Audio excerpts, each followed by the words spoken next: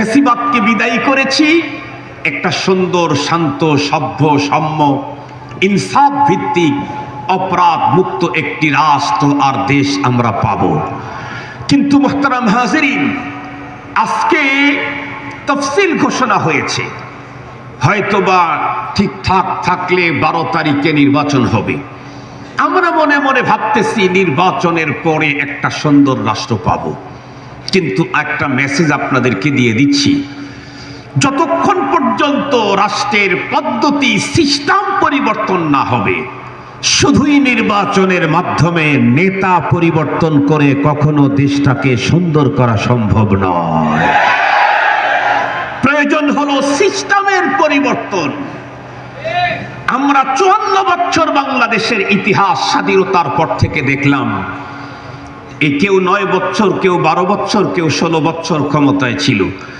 যারা যখন ক্ষমতায় আসে তখন আমাদের সামনে একটা বড় বড় মূলা ঝুলিয়ে দেয়, বড় বড় গল্প শোনায়, আমরা ক্ষমতায় আসলে এই করব, ওই করব, সেই করব। একটা দলের মন্ত্রী তো বলতো সন্ত্রাসী চাঁদাবাজ 1000 গজ মাটির গভীরে গেলেও সেখান থেকে টেনে বের করব।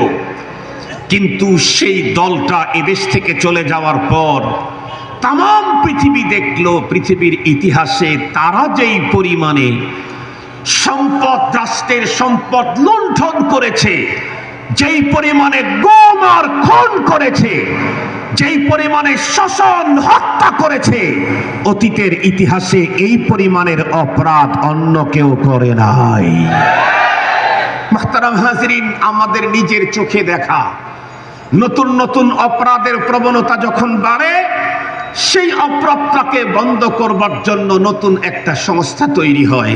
যেমন 2টি সংস্থার কথা বলি, সময় কম তো। দুর্নীতিকে ট্যাগেল দেওয়ার জন্য দুর্নীতি দমন ব্যুরো করা হলো। কিন্তু বলুন তো দেখি, বাস্তবতা হলো এই, দুর্নীতি দমন ব্যুরোর জিম্মাদার যারা, দায়িত্বশীল যারা, কিছুদিন পরে তারাই দুর্নীতিতে দেশের ভিতরে সেরা প্রমাণ হয়ে গেল। তাহলে এই অপরাধ বন্ধ হলো না, আরো বাড়লো? আমাদের দেশের গুম খুন, আমাদের দেশের ছিনতাই হত্যা বন্ধ করবার জন্য র্যাপিড অ্যাকশন ব্যাটালিয়ন তৈরি করা হলো। খুন বেড়ে গেছে, গুম বেড়ে গেছে, অপহরণ বেড়ে গেছে। বলুন তো দেখি, 24-এর পরবর্তী বিগত সময়ের তাদের কার্যক্রমের ফেহরিস্ত যেটা আমাদের হাতে এসেছে, আমলনামা, তা থেকে সারা দুনিয়া জানতে পেরেছে যেই র্যাবকে দিয়া গুম খুন সন্ত্রাসী কার্যকলাপ বন্ধ করতে চেয়েছিল, সেই র্যাব সদস্যরাই এই জাতীয় অপরাধের সাথে ডাইরেক্ট সম্পৃক্ত।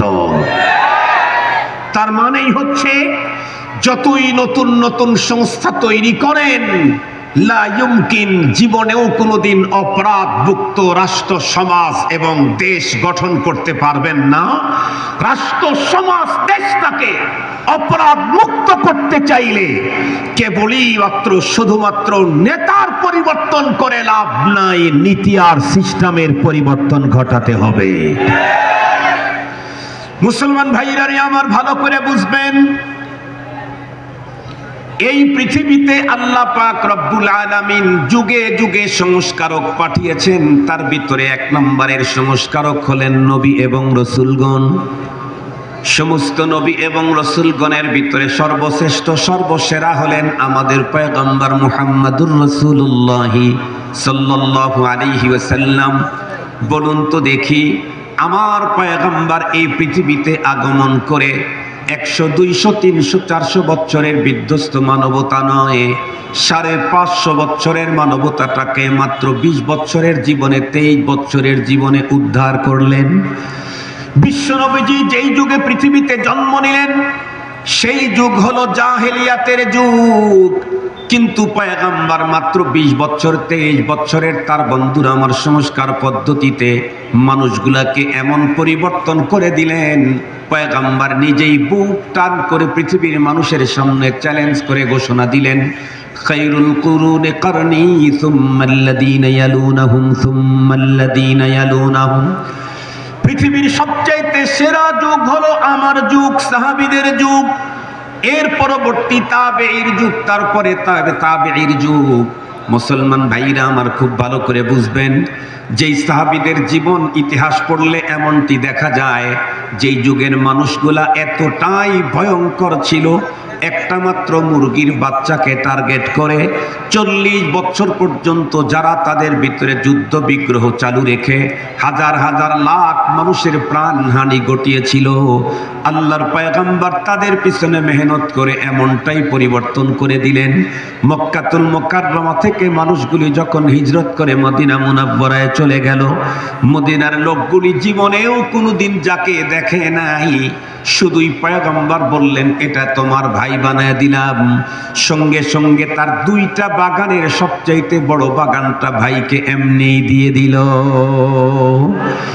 মুসলমান ভাইরা আমার, শুধু তাই নয়, মক্কার মরুভূমির পথে কোন নারী দিনের বেলাতেও একা একা চলার মতো কোনো সাহস তাদের ছিল না, কারণ নারীরা জানতো মক্কার মরুভূমির পথে চলতে গেলে হঠাৎ কোনো যুবকের সামনে পড়লে আমার ইজ্জত সম্ভ্রম লুণ্ঠিত হবে, আমার জীবনটাও বিপন্ন হয়ে যেতে পারে। কিন্তু আল্লাহর পয়গম্বর যেই সমস্ত মানুষদেরকে ধরে ধরে তাদের পিছনে মেহনত করলেন, তাদের চরিত্রটা এমনটাই পরিবর্তন হয়ে গেল। কোনো একজন যুবতী নারী মুরুভূমির পথে একা একাই বন্ধুরা আমার চলতে থাকলে হঠাৎ করে সামনে থেকে 2-3 জন যুবককে দেখতে পেলে তার অন্তরের পানি শুকিয়ে যেত।